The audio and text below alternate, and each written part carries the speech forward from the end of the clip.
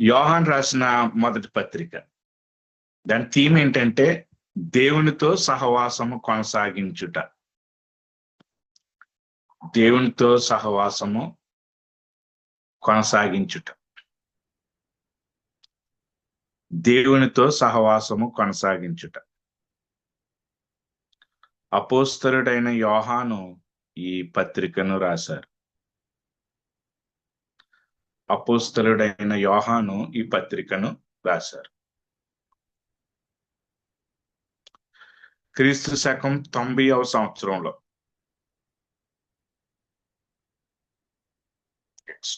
క్రీస్తు శకం 90వ సంవత్సరంలో ఇందులో 5 అధ్యాయములు ఉన్నాయి. 4 ముఖ్య విభాగములు. ఇందులో 5 అధ్యాయములు ఉన్నాయి. 4 ముఖ్య విభాగములు ఉన్నాయి.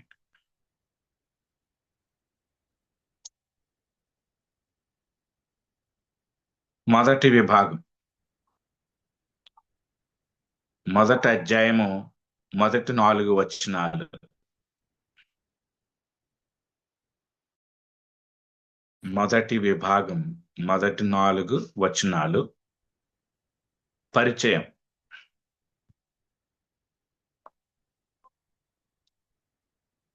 పరిచయం. మేము చూచినది విన్నది అని హెడ్డింగ్ పెట్టుకోండి.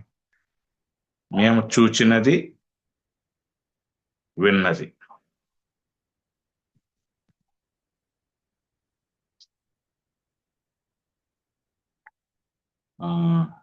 అని హెడ్డింగ్ పెట్టుకున్న తర్వాత యేసుక్రీస్తును గూర్చిన సత్యమును, యేసుక్రీస్తును గూర్చిన సత్యమును మీకు ప్రకటించుచున్నాము. యేసుక్రీస్తును గూర్చినటువంటి సత్యమును మీకు ప్రకటించుచున్నాము. Full stop. మేము ఆయనను చూచిన దానిని, విన్న దానిని ప్రకటించుచున్నాము.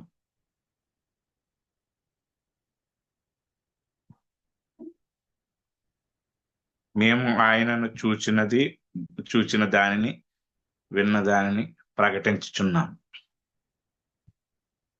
రెండవ విభాగంలోనికి వద్దాం. మొదటి అధ్యాయం 5వ వచనం నుండి, మొదటి అధ్యాయము 5వ వచనం నుండి రెండవ అధ్యాయము 29వ వచనం వరకు. రెండవ అధ్యాయము 29వ వచనం వరకునండి.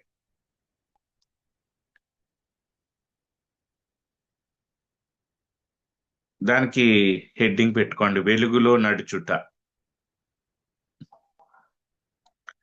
వెలుగులో నడుచుట.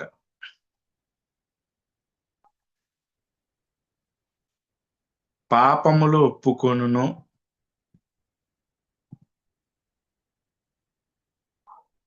దానికి ఎక్స్ప్లెనేషన్ కిందంతా మీరు రాయవలసింది. పాపములు ఒప్పుకొనును,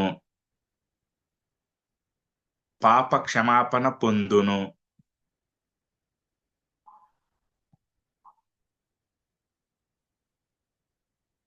పాపములు ఒప్పుకొనును. రెండోది పాప క్షమాపణ పొందును. తర్వాత క్రీస్తు మరియు విశ్వాసుల సహవాసమునందు నడుచును.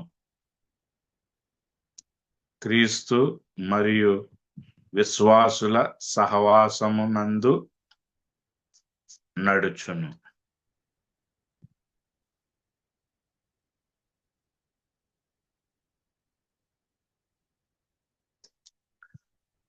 ఓకే. తర్వాత మనము ఆయనను ఎరిగినట్లయితే,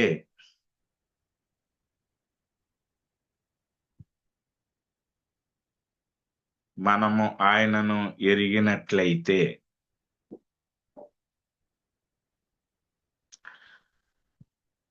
మూడు విషయాలు రాసుకోండి. అక్కడ 3 సబ్ పాయింట్స్ రాసుకోండి. మనము ఆయనను ఎరిగినట్లయితే, నెంబర్ 1, మనము ఆయన వాక్యమునకు విధేయులవుతాము.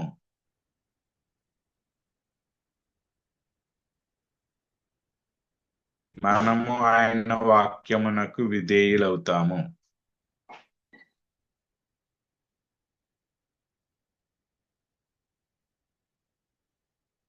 2, మనము ఒకరినొకరు ప్రేమిస్తాము.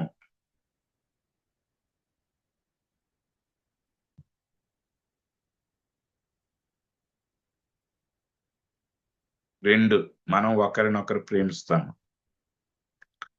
3, మనము జీవపు విధానముగా పాపము చేయము. అది మనము జీవపు విధానముగా పాపము చెయ్యము.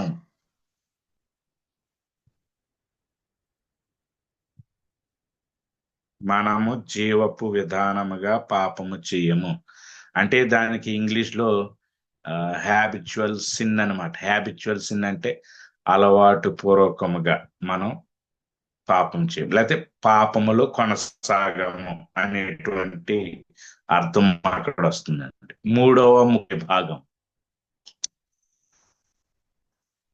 3-4 అధ్యాయములండి. 3వ ముఖ్య విభాగం 3-4 అధ్యాయములు.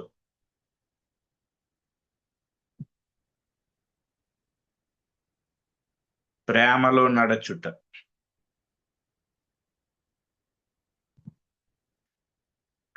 ప్రేమలో నడుచుట.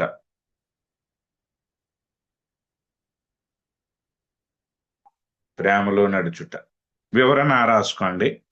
దేవుని గొప్ప రక్షించును.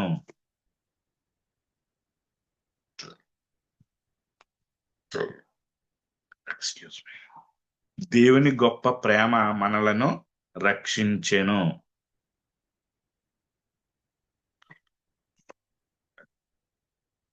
తర్వాతది ఆత్మలను పరీక్షించుడి. ఆత్మలను పరీక్షించుడి. ఇంగ్లీష్ లో టెస్ట్ ద స్పిరిట్స్ అని ఉంటది. టెస్ట్ ద స్పిరిట్స్ అంటే ఎవరైనా వచ్చి మేము ఒక బోధ చెప్తున్నామని ప్రకటిస్తుంటే ఆ బోధ వాక్యానుసారమైందో కాదో, అది సుబోధో హితబోధో లేకపోతే దుర్బోధో మీరు పరీక్షించగలిగే వివేచన ఉండాలి అనేటువంటిది అనమాట. ఇక్కడ ఆత్మలను పరీక్షించుడి అంటే అర్థం టెస్ట్ ద స్పిరిట్స్ అని ఉంటది. తర్వాత ప్రేమకు పరీక్ష. తర్వాత ఏంటండి? ప్రేమకు పరీక్ష.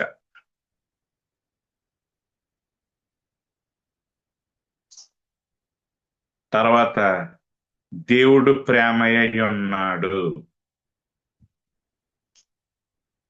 దేవుడు ప్రేమయ్య ఉన్నాడు.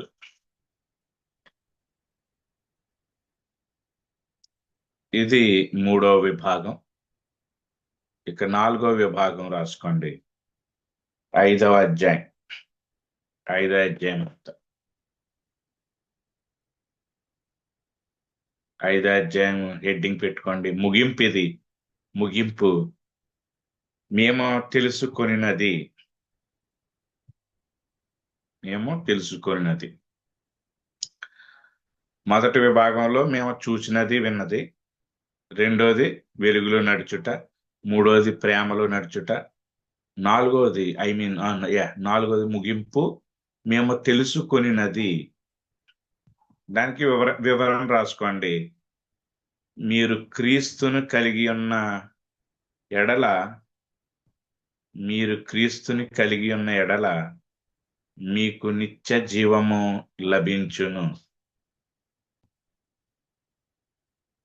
మీరు క్రీస్తును కలిగి ఉన్న ఎడల మీకు నిత్య జీవము లభించును.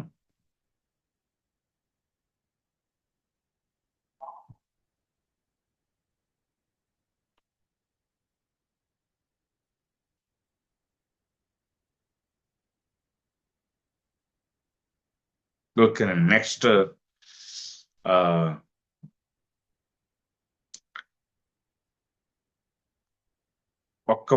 ఒక సెంటెన్స్ రాసుకోండి. యోహాను మొదటి పత్రిక గురించి ఒక సెంటెన్స్ రాసుకోండి.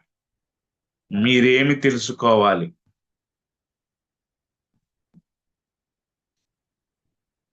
మీరేమి తెలుసుకోవాలి మరియు మీరు తెలుసుకుంటే మీరేమి చేస్తారు?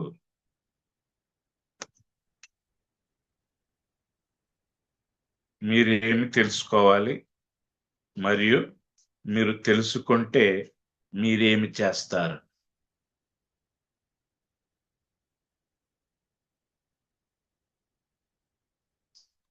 ఓకే. ఇప్పుడు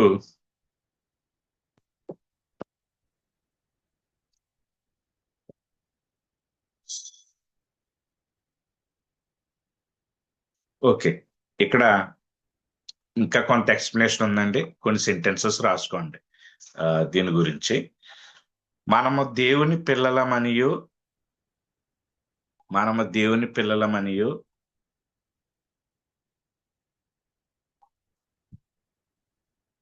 మరియు నిత్య జీవం ఉన్నదని మనకు తెలియను గనుక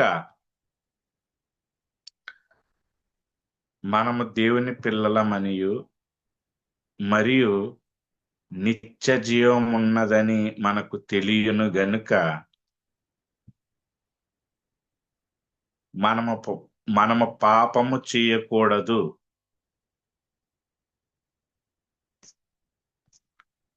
మనము పాపము చేయకూడదు కానీ వెలుగులో నడవవలెను మరియు ప్రేమలో నడవవలెను. మనము పాపము చేయకూడదు కానీ వెలుగులో నడవవలెను మరియు ప్రేమలో నడవవలెను. ఈ సెంటెన్స్ రాసుకున్నారండి పూర్తిగా? ఓకే. ఏంటంటే దీనికి ఆన్సర్, దీనికి క్వశ్చన్ ఏంటంటే మీరు ఏమి తెలుసుకోవాలి మరియు మీరు తెలుసుకుంటే మీరు ఏమి చేస్తారు అన్నదానికి ప్రశ్న అనమాట. మనం ఏం తెలుసుకున్నాం? మనం దేవుని పిల్లలమని, మనం నిత్య జీవం ఉన్నదని మనం తెలుసుకున్నాం గనుక మనం ఏం చేయాలంటే మనం పాపం చేయకూడదు కానీ వెలుగులో నడవాలి మరియు ప్రేమలో నడవాలి. అది అనమాట అంటే మొదటి యోహాను అయింది. ఇప్పుడు రెండవ యోహాను అంటే యోహాను రెండవ పత్రిక మనం చూద్దాం. యోహాను రెండవ పత్రిక ఒక దీని గురించి ఒక ఫ్రేజ్ రాసుకోవాలంటే సత్యమందు నడువుడి. సత్యమందు నడువుడి.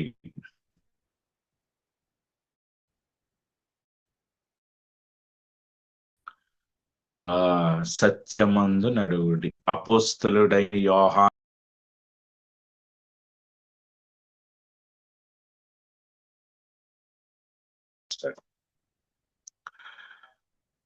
క్రీస్తు శకము 90వ సంవత్సరంలో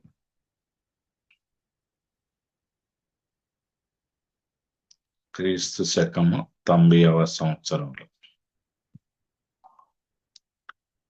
ఒకే అధ్యాయము 13 వచనములు,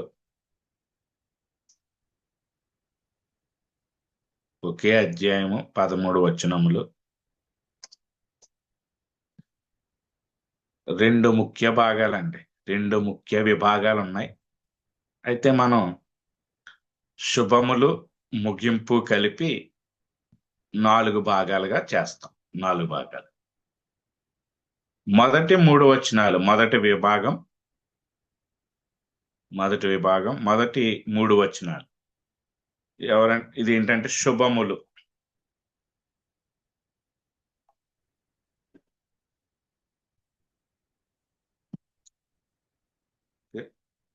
శుభములు. పెద్ద అయిన యోహాను వివరణ రాసుకోండి. పెద్ద అయిన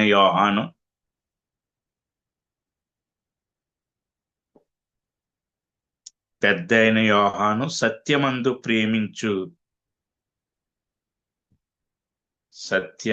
ప్రేమించు మరియు ఏర్పరచబడిన అమ్మగారికి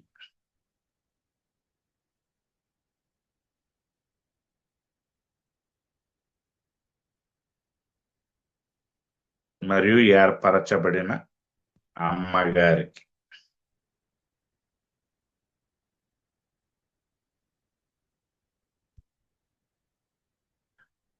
ఓకే, ఇప్పుడు 4 నుండి 6 వచనాలు, ఇది రెండవ విభాగం. 4వ వచనం నుండి 6వ వచనం వరకు ఇది ఆజ్ఞ అని రాసుకోండి. ఇక్కడ ఆజ్ఞ.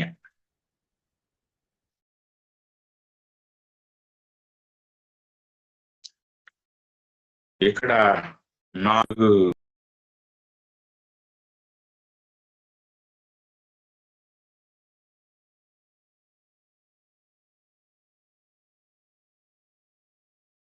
సత్యమందు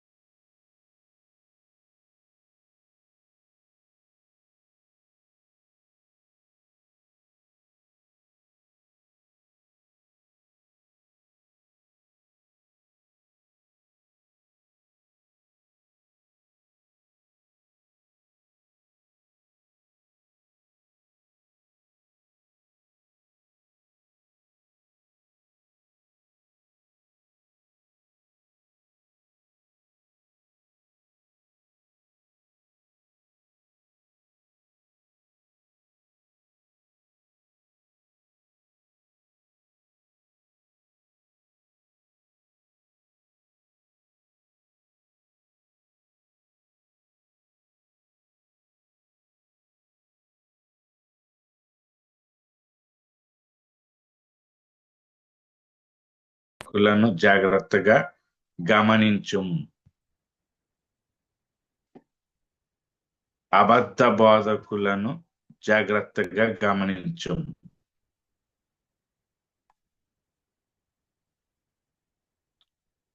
అబద్ధ బోధకులను జాగ్రత్తగా గమనించుం. వారిని ఆహ్వానించవద్దు. వారిని ఆహ్వానించవద్దు.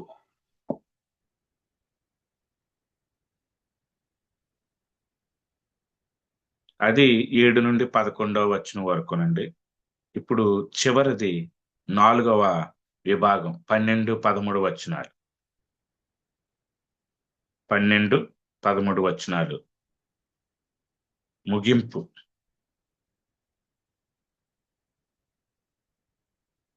ముగింపు. మిమ్మును కలుసుకొని మాటలాడ నిరీక్షించుచున్నాను అంటాడు. మిమ్మును కలుసుకొని మాటలాడ నిరీక్షించుచున్నాను.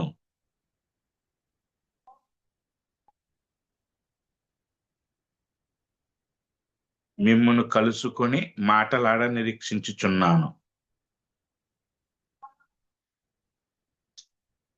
ఓకే, యోహాను 2వ పత్రిక దేని గురించి అంటే ఇది నిజమైన బోధ, అబద్ధ బోధ.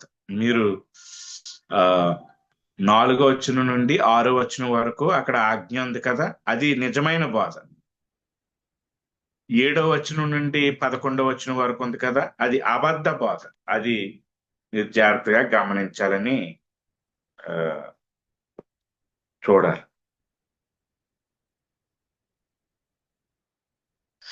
ఇక యోహాను 2వ పత్రికలో ఇలా చూస్తున్నాం. సత్యము నందు నడువుము, ప్రేమ యందు నడువుము,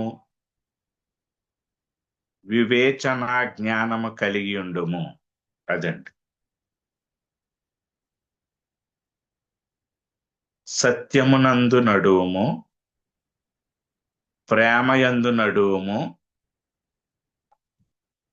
వివేచన జ్ఞానము కలిగి యుండుము.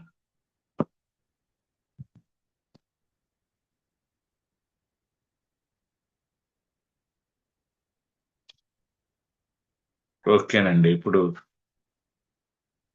యోహాను 3వ యోహాను, లేకపోతే యోహాను రాసిన 3వ పత్రిక. యోహాను రాసిన 3వ పత్రిక. దీనికి ఒక సెంటెన్స్ రాసుకోండి. మేలైన దానిని అనుసరించుటలో కొనసాగుము. మేలైన దానిని అనుసరించుటలో కొనసాగుము.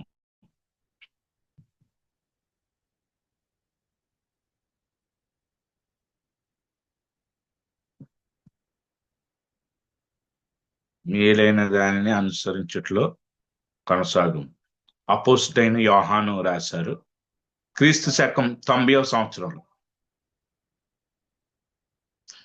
క్రీస్తు శకం 90వ సంవత్సరంలో.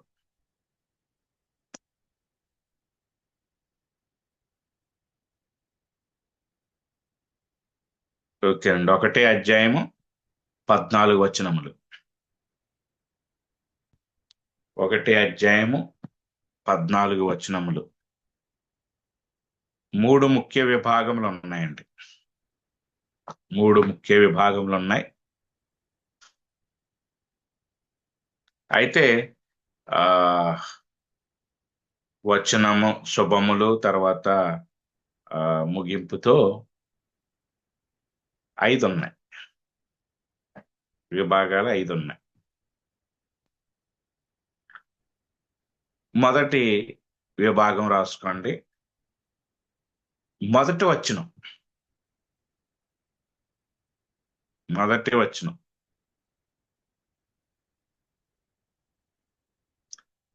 శుభములు.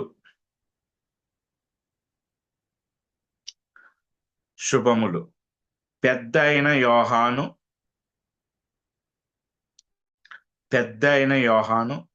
సత్యమును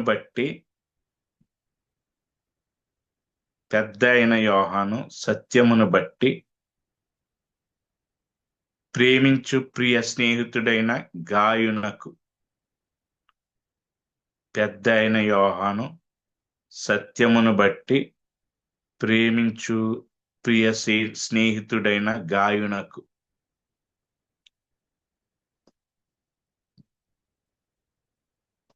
పెద్ద అయిన యోహాను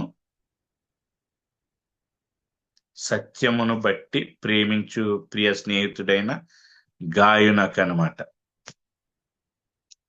శుభం అని చెప్పి రాస్తున్నాడు.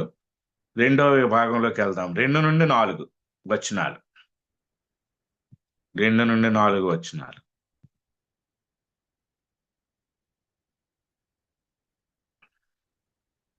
ఇది మెచ్చుకొనుట.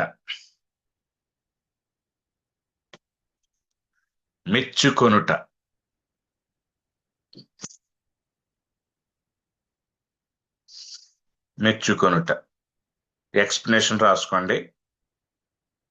నీ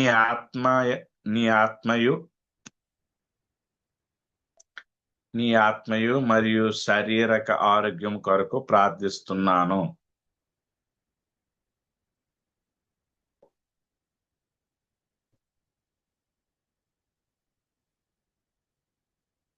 నీ ఆత్మయు మరియు శారీరక ఆరోగ్యము కొరకు ప్రార్థిస్తున్నాను. సత్యమునందు విశ్వాసముతో నడుచుకొనుట కొనసాగించుము.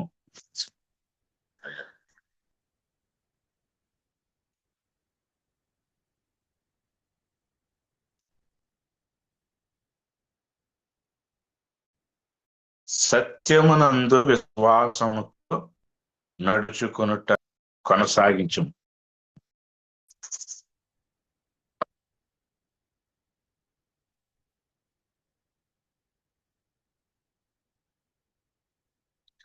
సత్యమునందు విశ్వాసముతో నడుచుకొనుట కొనసాగించుము. మూడవ విభాగం 5-8 వచనాలు. మూడవ విభాగం 5-8 వచనాలు. ఆజ్ఞ. ఆజ్ఞ వివరణ రాసుకోండి. Excuse me. తోటి క్రైస్తవుల పని. తోటి క్రైస్తవుల పని. తోటి క్రైస్తవుల పని నిమిత్తము ధారాళముగా సహాయము చేయము. తోటి క్రైస్తవుల పని నిమిత్తము ధారాళముగా సహాయము చేయము.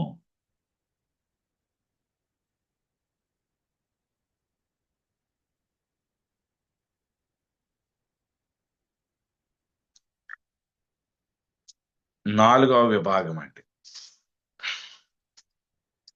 9వ వచనం నుండి 12వ వచనం వరకు. నాలుగవ విభాగం 9వ వచనం నుండి 12వ వచనం వరకు. హెచ్చరిక. హెచ్చరిక. హెచ్చరిక. చెడు కార్యములను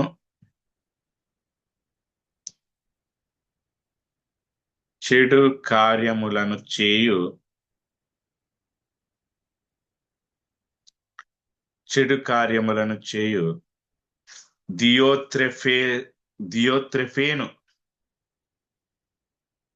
దియోత్రెఫేను అనుసరించవద్దు. చెడు కార్యములను చేయు దియోత్రెఫేను అనుసరించవద్దు. కానీ మంచి కార్యము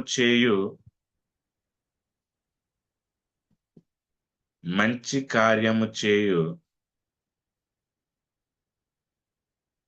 దేమేత్రిని అనుకరించుము. దేమేత్రిని అనుకరించుము.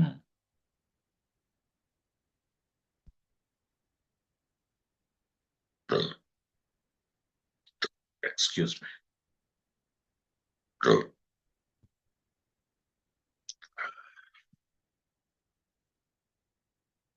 ఐదవదండి. ఇప్పుడు 5వ విభాగం 13-14 వచనాలు. 13-14 వచనాలు. శీఘ్రముగా నిన్ను చూడ నిరీక్షించుచున్నాను. శీఘ్రముగా నిన్ను చూడ నిరీక్షించుచున్నాను. స్నేహితులు నీకు వందనములు తెలియజేయుచున్నారు అంటాడు.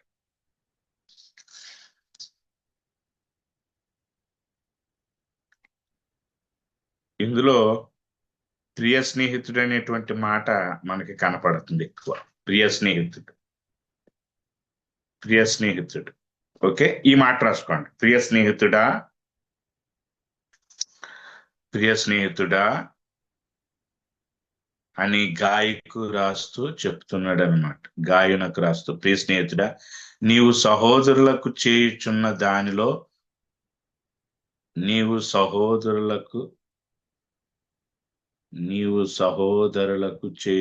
దానిలో నమ్మకముగా ఉండుటకు కొనసాగించుము. నమ్మకముగా ఉండుటకు కొనసాగించుము. ప్రియ స్నేహితుడా, నీవు సహోదరులకు చేయుచున్న దానిలో నమ్మకముగా ఉండుటకు కొనసాగించుము. ఇది యోహాను రాసిన 3వ పత్రిక. ఇప్పుడు మనం యోధాలోకి వెళ్ళక ముందు ఒకసారి అందరూ వీడియోస్ ఆన్ చేసుకోండి సార్. మనకి ఉరం మోషే దయాల్ గారు మాత్రమే వీడియో ఆన్ చేసుకున్నారు. ఇప్పుడు మన అబ్రహాం ఈ రామచంద్రులు అన్నగారు కూడా ఆన్ చేశారు. థ్యాంక్ యూ అండి, థ్యాంక్ యూ. ఇంకా ఎవరెవరు ఉన్నారండి? వీడియో ఆన్ చేయండి. మనం యోధా పత్రికలోకి మనం వెళ్దాం.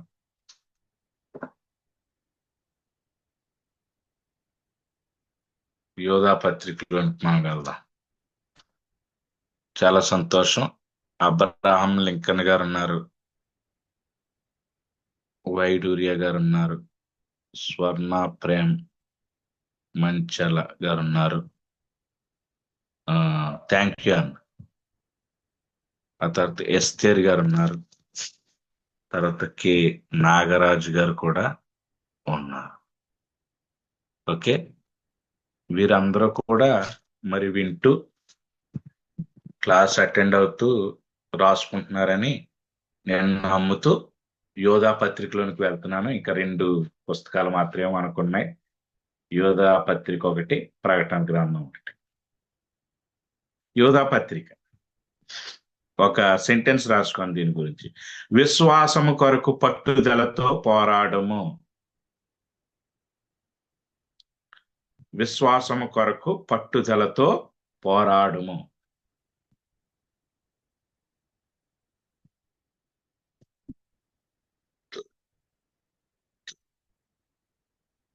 Excuse me.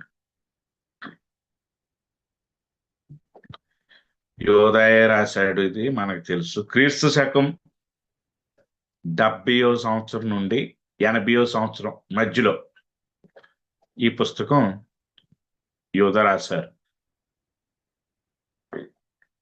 క్రీస్తు శకం 70 నుండి 80 వరకు.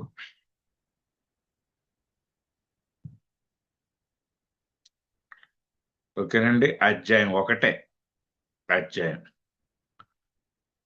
25 వచనాలు ఉన్నాయి. ఒకటే అధ్యాయం 25 వచనాలు.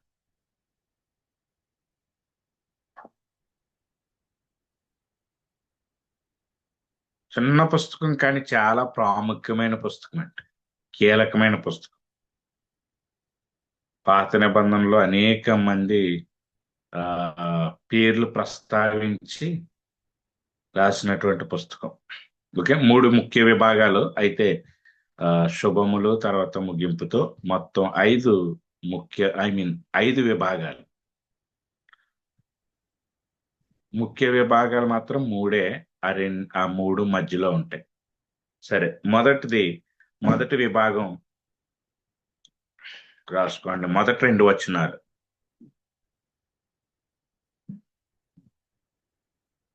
మొదటి 2 వచనాలు. శుభములు.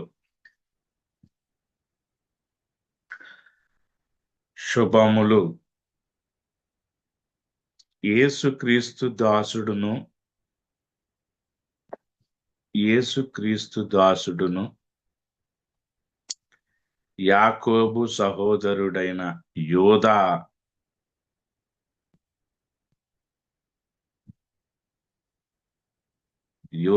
యేసు చేత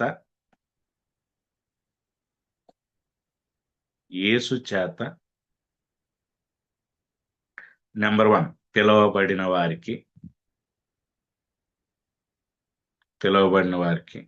నెంబర్ 2 ప్రేమించబడిన వారికి.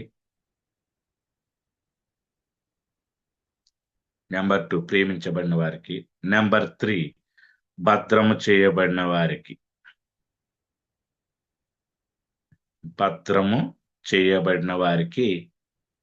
శుభమని చెప్పి రాస్తున్నాడు అనమాట. అంటే యేసుక్రీస్తు చేత పిలువబడిన వారికి, యేసుక్రీస్తు చేత ప్రేమించబడిన వారికి, యేసుక్రీస్తు చేత భద్రము చేయబడిన వారికి శుభమని చెప్పి రాస్తున్నాడు. అది మొదటి విభాగం. రెండవ విభాగం 3వ వచనం. 3వ వచనం, దానికి హెడ్డింగ్ రాసుకోండి, ఉద్దేశం యొక్క వివరణ.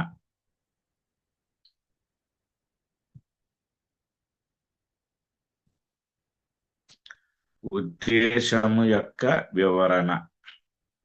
వివరణము. ఇప్పుడు వివరణ రాసుకోండి. పరిశుద్ధులకు ఒక్కసారే అప్పగింపబడిన విశ్వాసము నిమిత్తము, పరిశుద్ధులకు ఒక్కసారి అప్పగింపబడిన విశ్వాసము నిమిత్తము పట్టుదలతో పోరాడుము. పట్టుదలతో పోరాడుము. పరిశుద్ధులకు ఒక్కసారి అప్పగింపబడిన విశ్వాసము నిమిత్తము పట్టుదలతో పోరాడుము.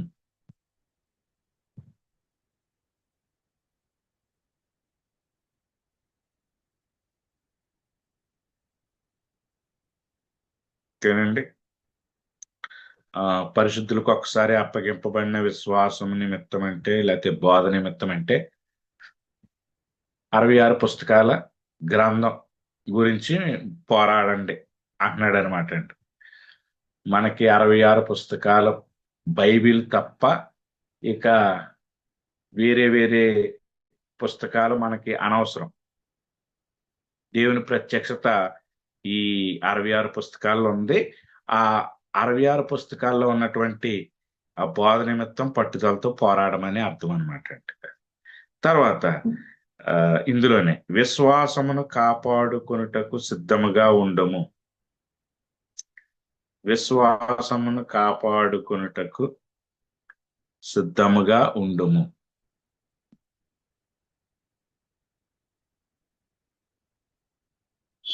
విశ్వాసమును కాపాడుకొనుటకు సిద్ధముగా ఉండుము.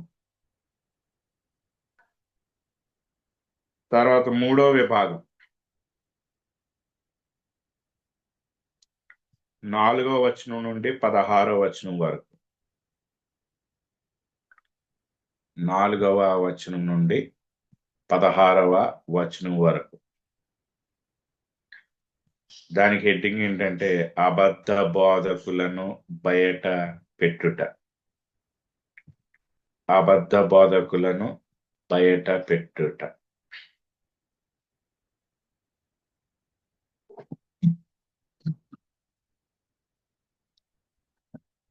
అబద్ధ బోధకులను బయట పెట్టుట. ఈ హెడ్డింగ్ ని బట్టి మనం ఒకటి అర్థం చేసుకోవచ్చు. ఏంటంటే అబద్ధ బోధకులను తప్పనిసరిగా బయట పెట్టాలి. వారి పేర్లు ప్రస్తావించి వాళ్ళ బోధ ఏంటనేది చెప్పాలన్నమాట అండి. ఇది మనకి యోధా తెలియజేశాడు, మనకి పౌలు గారు తెలియజేశారు ఆ విషయాన్ని, ఆ తర్వాత పేతురు గారు తెలియజేశారు. కాబట్టి అబద్ధ బోధకులను మనకి వాళ్ళ బోధ అబద్ధం అని తెలిసినప్పుడు తప్పనిసరిగా పలానా వ్యక్తి అలాంటి బోధ చేస్తున్నాడని చెప్పటం తీర్పు తీర్చడం కాదనమాట. చాలా ఈ రోజున ఆ మాట ఉపయోగిస్తారు, తీర్పు తీరుస్తున్నారు అప్పుడే మీరు అని. కానీ తప్పనిసరిగా చెప్పాలి, బయట పెట్టాలి. ఓకే, వివరణ రాసుకోండి. మీ మధ్య దేవుడు లేని అబద్ధ బోధకులను కనిపెట్టుడి. మీ మధ్య దేవుడు లేని అబద్ధ బోధకులను కనిపెట్టుడి.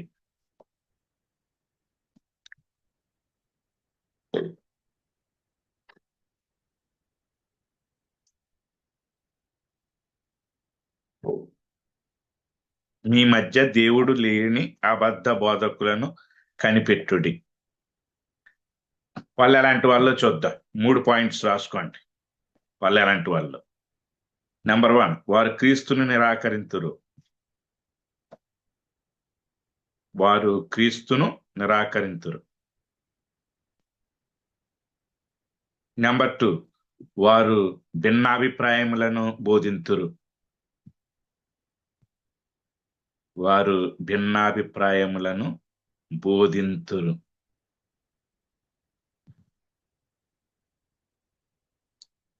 3, వారు దుర్మార్గముగా జీవింతురు. వారు దుర్మార్గముగా జీవింతురు.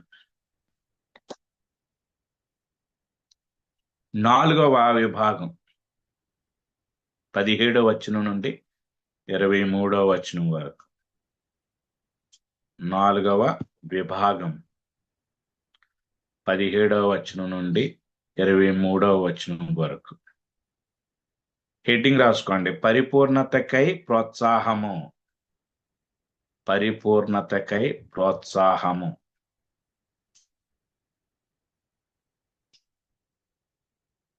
ఇప్పుడు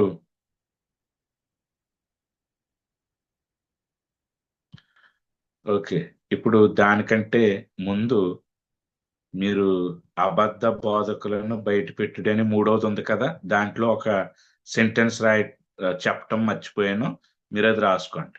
3వ విభాగంలో చివరి మాటిది రాసుకోండి. అబద్ధ బోధకుల విషయమై జాగ్రత్త పడుము అనేది చెప్పలేదు కదండి, అది రాసుకోండి. అబద్ధ బోధకుల విషయమై జాగ్రత్త పడుము. అది అయిన తర్వాత 17వ వచనం నుండి 23వ వచనం వరకు 4వ విభాగం పరిపూర్ణతకై ప్రోత్సాహము. ఇప్పుడు వివరణ రాసుకోండి. అతి పరిశుద్ధమైన దానియందు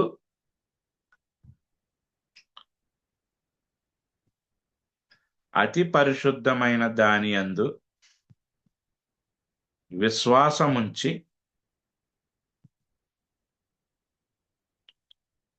విధేయులై క్రీస్తునందలి పరిపూర్ణతకు ఎదుగుము. అతి పరిశుద్ధమైన దానియందు విశ్వాసముంచి విధేయులై క్రీస్తునందలి పరిపూర్ణతకు ఎదుగుము.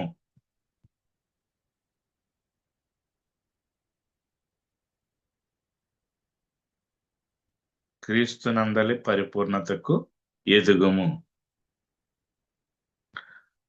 మరొక సెంటెన్స్ రాసుకోండి. విశ్వాసమందు మిమ్ములను మీరే కట్టుకొనుడి.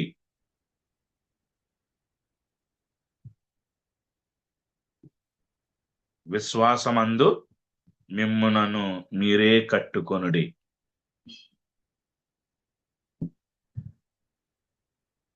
తర్వాత 24వ వచనం నుండి 25వ వచనం వరకు చివరిది 5వ విభాగం ముగింపు.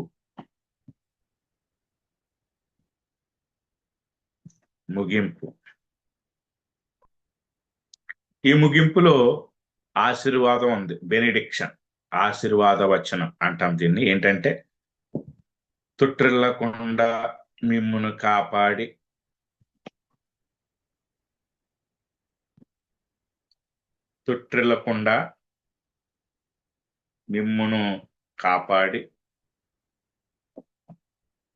మిమ్మును నిర్దోషులనుగా నిలబెట్టుటకు అనేది అంతవరకు రాసుకుంటారు. ఆశీర్వాదం ఏంటంటే, తొట్టిల్లకుండా మిమ్మల్ని కాపాడి మిమ్మల్ని నిర్దోషులుగా నిలవబెట్టుటకు.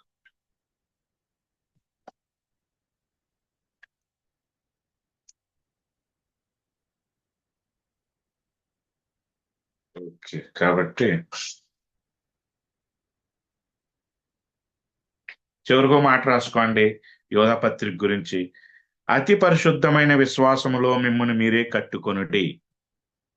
అతి పరిశుద్ధమైన విశ్వాసములో మిమ్మల్ని మీరే కట్టుకొనుడి. అతి పరిశుద్ధమైన విశ్వాసములో మిమ్మల్ని మీరే కట్టుకొనుడి.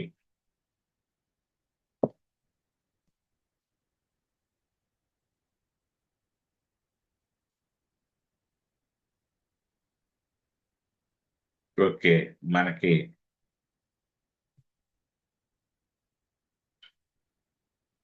యోధా పత్రిక అయింది. ఇప్పుడు ప్రకటన గ్రంథం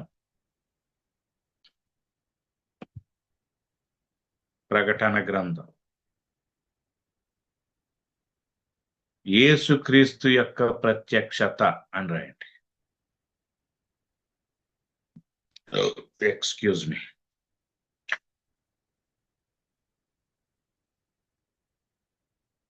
యేసుక్రీస్తు యొక్క ప్రత్యక్షత. అపోస్తలుడైన యోహాను గారు రాసినటువంటి ప్రకటన గ్రంథం ఇది. క్రీస్తు శకం 90వ సంవత్సరం నుండి 95వ సంవత్సరం మధ్యలో మరి ఎప్పుడైనా రాయబడి ఉండొచ్చు. క్రీస్తు శకం 90వ సంవత్సరం నుండి 95వ సంవత్సరం మధ్యలో ఎప్పుడైనా రాసి ఉండవచ్చు. మొత్తం 22 అధ్యాయములు.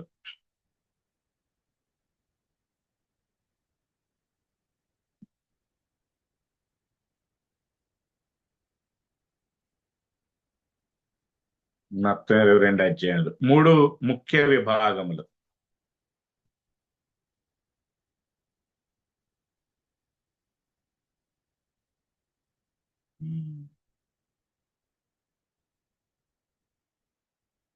ఓకేనండి, 3 ముఖ్య విభాగములు. థింగ్స్ వేర్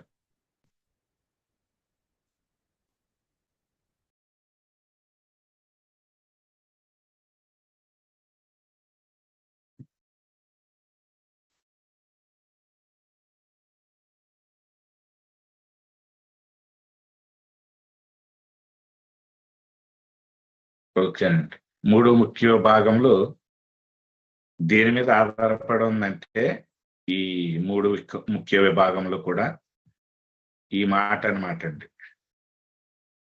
జరగబోయేవి, జరిగినవి, జరుగుతున్నవి, వీటి వెంట జరగబోయేది అనేటువంటి ఆ వచనం ఉంటది. ఒకసారి మీరు అది చదవండి.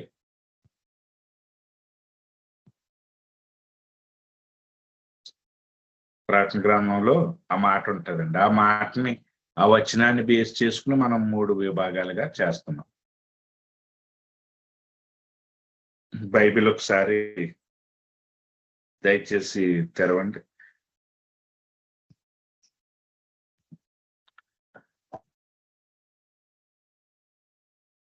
మీలో ఎవరైనా ఆ వచనాన్ని చదవండి.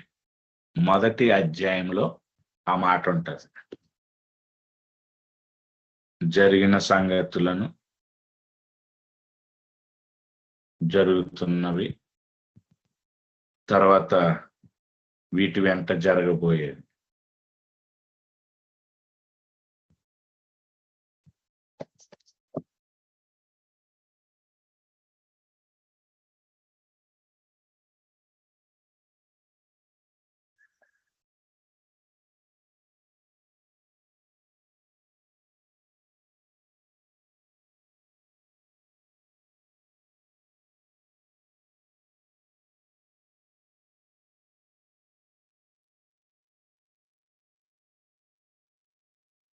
ప్రకటన 1:19 అండి. ప్రకటన మొదటి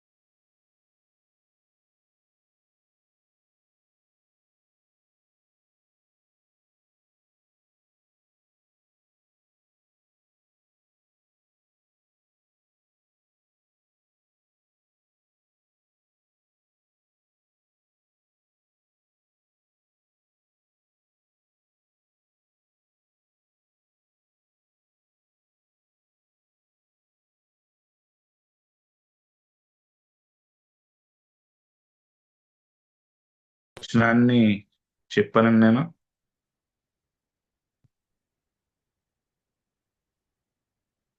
19వ వచనం అని చెప్పాను కదా, నేను చదువుతున్నాను.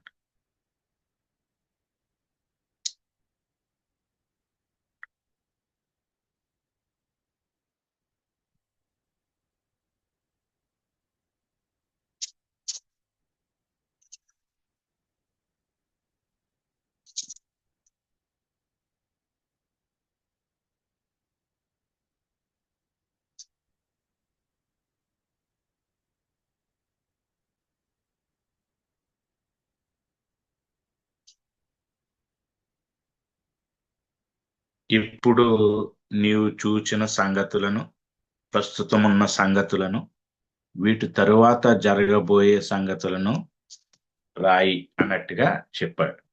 కాబట్టి మొదటి అధ్యాయము ఏంటంటే చూచిన సంగతులు. మొదటి అధ్యాయము చూచిన సంగతులండి. 2, 3 అధ్యాయులేమో ప్రస్తుతమున్న సంగతులు.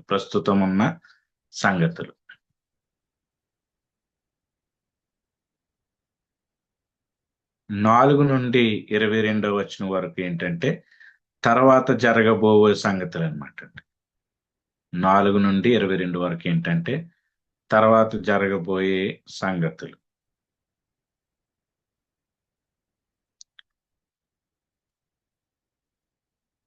మొదటి అధ్యాయము నీవు చూచిన సంగతులు, అది రాద్దాం. ఇప్పుడు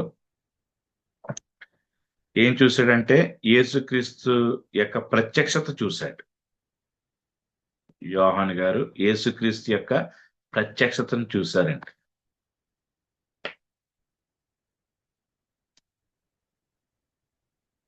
ఎక్కడ చూశారంటే పద్మాసు ద్వీపమందు.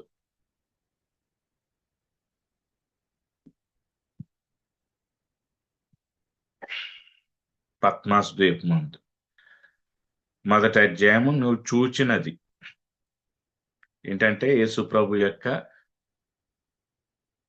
ప్రత్యక్షతను చూశాడు, దర్శనం చూశాడు. ఆ పద్మాసు ద్వీపము అందు చూశాడు. 2, 3 అధ్యాయములు ప్రస్తుతమున్నవి. అది 7 సంఘములకు ఉత్తరములండి. 7 సంఘములకు ఉత్తరములు. ఆ 7 సంఘాల పేర్లు ఆల్రెడీ మొదటి అధ్యాయంలో ఉన్నాయి. అయినా నేను చెప్తున్నాను. మొట్టమొదటిగా ఎఫెస్సులో ఉన్న సంఘం. 2 స్ముర్నలో ఉన్న సంఘం. 3 పెర్గములో ఉన్న సంఘం.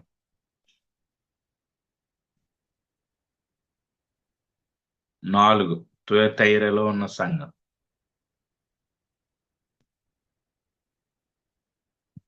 5 సార్దీస్లో ఉన్న సంఘం.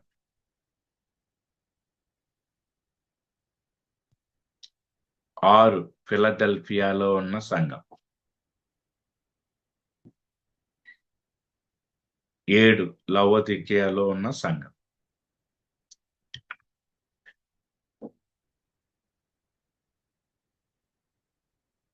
ఇప్పుడు 3వ ముఖ్య విభాగము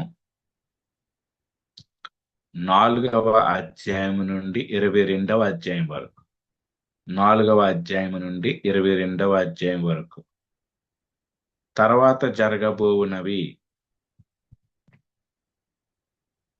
తర్వాత జరగబోవునవి అవేంటంటే మీరు ఇంకా రాసుకోండి. పరలోకమందు ఆరంభములు 4, 5 అధ్యాయములు.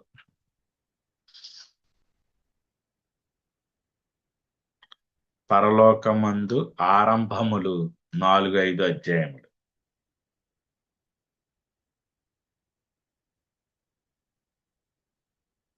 ఓకేనండి. 7 ముద్రల తీర్పులు 6 నుండి 8 అధ్యాయములు. 7 ముద్రల తీర్పులు 6 నుండి 8 అధ్యాయములు.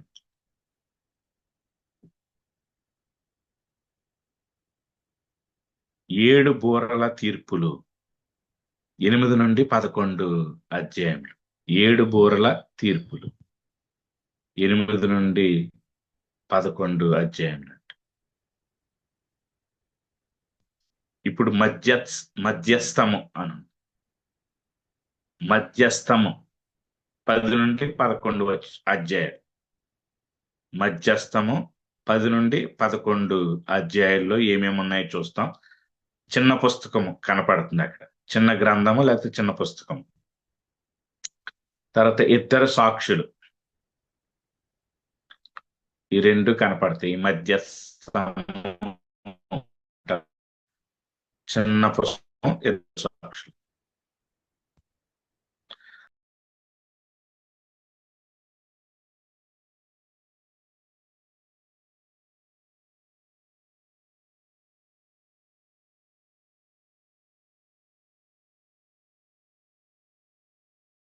వరకు వివర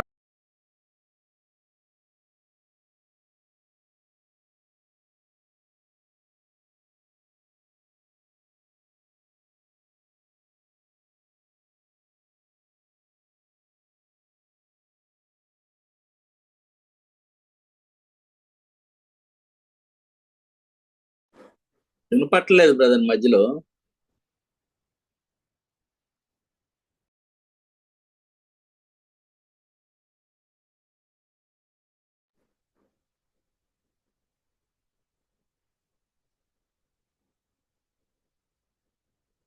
మీ మాట వినపట్టలేదు బ్రదర్.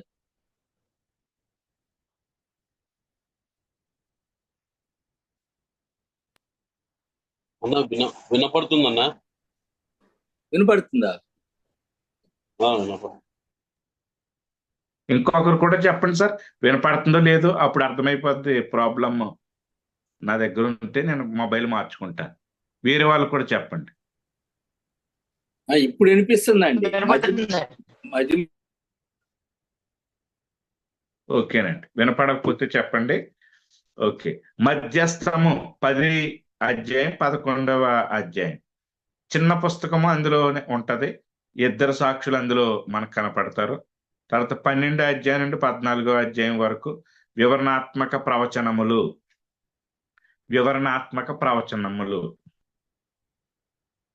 ఒకవేళ ఎక్కడైనా వాయిస్ డిస్టర్బెన్స్ వస్తే చెప్పండి, నేను మళ్ళీ తిరిగి చెప్తానండి. వివరణాత్మక ప్రవచనములు 12వ అధ్యాయం నుండి 14వ అధ్యాయం వరకు. అందులో ఏమేంటంటే పరలోకమునందు యుద్ధము, తర్వాత క్రీస్తు విరోధి,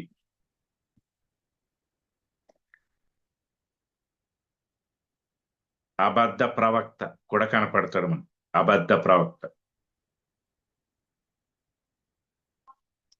తర్వాత ప్రకటనలు, కొన్ని ప్రకటనలు మనం చూస్తాం. కొన్ని ప్రకటనలు మనం చూస్తాం. తర్వాత 15వ అధ్యాయం నుండి 18వ అధ్యాయం వరకు దేవుని ఉగ్రత యొక్క 7 పాత్రలు. దేవుని ఉగ్రత యొక్క 7 పాత్రలు 15వ అధ్యాయం నుండి 18వ అధ్యాయం వరకు.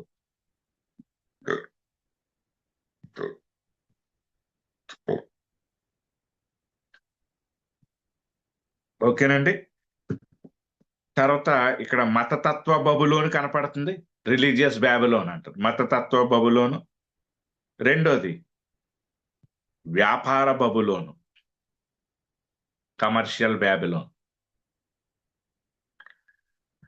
మతతత్వ బబులోను, తర్వాత వ్యాపార బబులోను. తర్వాత 19వ అధ్యాయంలో క్రీస్తుని రెండవ రాకడ. క్రీస్తుని రెండవ రాకడ. క్రీస్తుని రెండవ రాకడ. అక్కడే 19లోనే మనం హర్మెగిద్దోను అనేటువంటి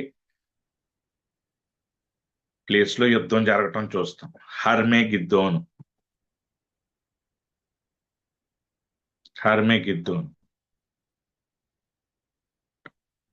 20వ అధ్యాయము వెయ్యేండ్ల రాజ్యము. 20వ అధ్యాయము వెయ్యేండ్ల రాజ్యము.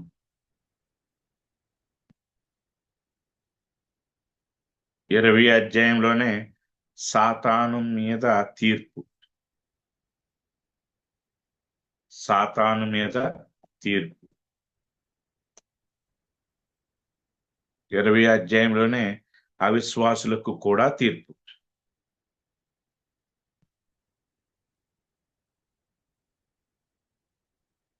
అవిశ్వాసులకు కూడా తీర్పు. తర్వాత 21, 22 అధ్యాయాలు నిత్యత్వము. 21, 22 అధ్యాయములు నిత్యత్వము.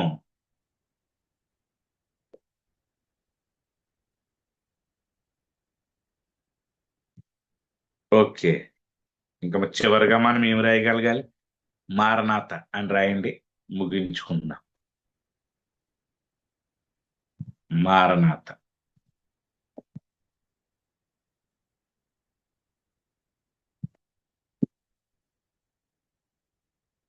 మారనాథ. ప్రభు అయిన యేసు రమ్ము.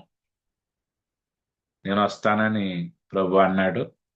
సిద్ధపడినటువంటి యోహాను ప్రభు అయిన యేసు రమ్ము అన్నాడంట. ఆమేన్, ప్రభు అయిన యేసు రమ్ము అన్నాడు.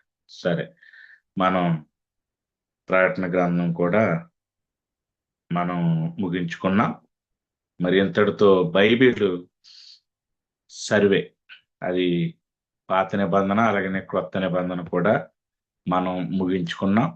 మన సబ్జెక్టు అయిపోయింది. ఒక చిన్న ప్రార్థన చేసిన తర్వాత నేను మన యొక్క సార్ గారికి సమయం ఇస్తాను. ప్రేమ నమ్మకం కలిగిన మా తండ్రి, మీకు వందనాలు, స్తోత్రాలు ప్రభువా. గతించిన కాలం అంతా కూడా మీరు మమ్మల్ని భద్రపరిచి కాపాడారు. మీకు వందనాలు, స్తోత్రాలు. మరి చాలా కాలం క్రితం మేము ప్రారంభించినటువంటి ఈ బైబిల్ సర్వే నాయనా, మరి ఈ దినాన్ని ఈ అవుట్లైన్స్ అన్ని కూడా ప్రభువా మేము ముగించుకోగలిగాం. సహాయం చేసినందుకు మీకు వందనాలు, స్తోత్రాలు. మరి ప్రభువా, ఈ అవుట్లైన్స్ మేము చూస్తూ అందులో ఉన్నటువంటి ప్రభువా మరి ఆ కంటెంట్ని చదువుతూ అర్థం చేసుకుంటూ ప్రభువా, మరి ఇంకా రాబోయేటువంటి సబ్జెక్టులకి ఇది ఒక పునాదిలాగా ఉండటానికి సహాయం చేయమని మరొకసారి మా ప్రియ సహోదరి సహోదరులందరిని బట్టి వందనాలు చెల్లిస్తూ మా ప్రభువును రక్షకుడని యేసు నామములో ప్రార్థిస్తూ వేడుకుంటున్నాం తండ్రి. ఆమేన్.